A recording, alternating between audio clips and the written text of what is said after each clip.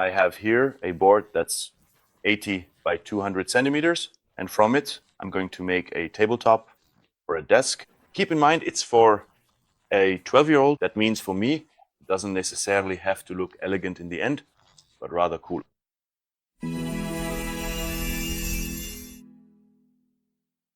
So, welcome to Painting Hour with Mario, because I first have to sketch everything out.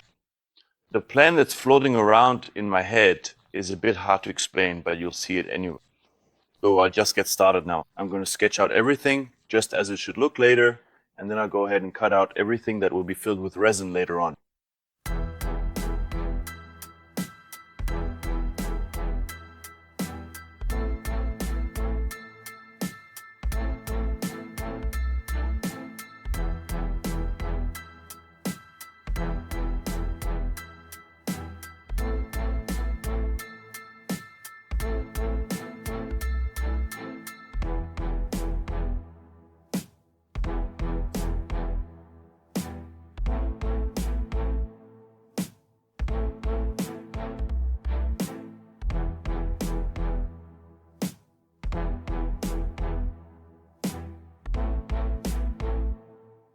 A little bit recessed, I definitely need a perfectly square roller for this particular task.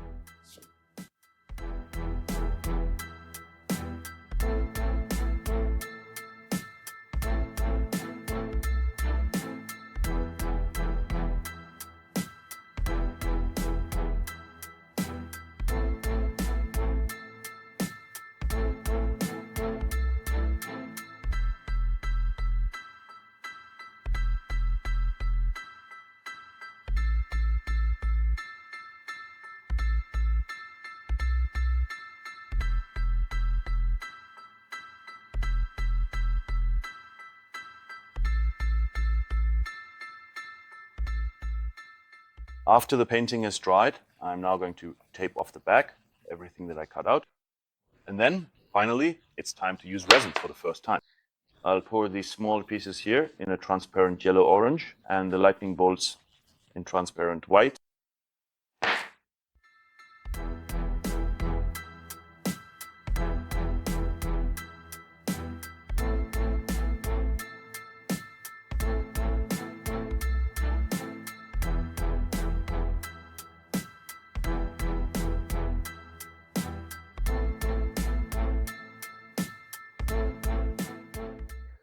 I've now prepared quite a bit of resin. In the end, 3 colors: black, dark blue, and light blue.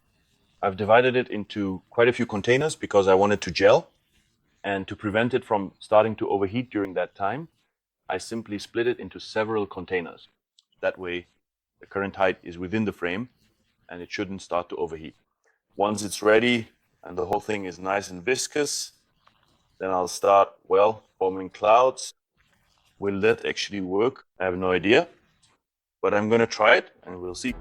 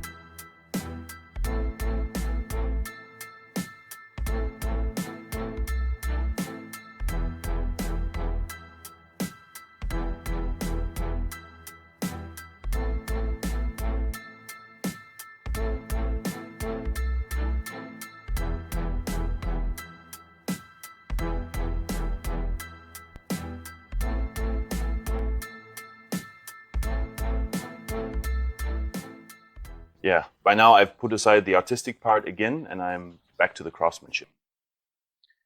The edge banding is glued on, as you saw. In the meantime, I've also cut the spacer strips to size. And these are exactly what I'm going to glue onto the top panel here. What's currently facing down is actually the top side in the end. Then the top panel, or actually the bottom panel, which is behind me right now, will be fitted on top. But I won't glue this one. I'll just screw it in place. You will be able to see the screws later. But if something ever happens to the edge banding, you can open the bottom panel and replace the edge banding. And honestly, it really doesn't matter at all if you can see screws on the underside. What I'll also do is cover the LED lighting with aluminum tape, just like I've already tested here, because this way the brightness doesn't get lost somewhere in the hollow space, but actually goes exactly where it's supposed to. And in addition, the aluminum tape is, of course, reflective, which further enhances the effect. I just tested it here on this small piece, and you can definitely see a really quite significant difference at the front. It's much brighter.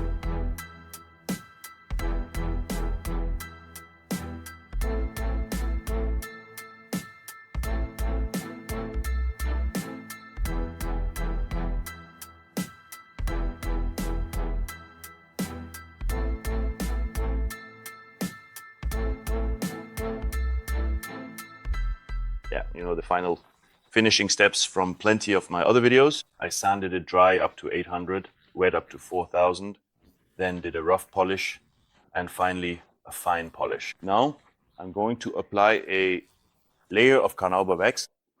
I haven't done that yet. I'll do that now. Then it'll be packed up, and I have to deliver it today as well. Quickly decorated it with a keyboard and a monitor for the photos.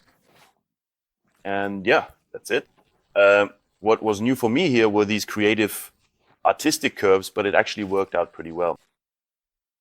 I think it doesn't look too bad. Yes, as always, I'll show you a few detailed shots, and I want to thank you for your support with the thumbs up and so on. I'm looking forward to your comments. Of course, I'll answer all of them again. And yeah, I hope you'll tune in for the next video. Until then, I wish you all the best. See you soon.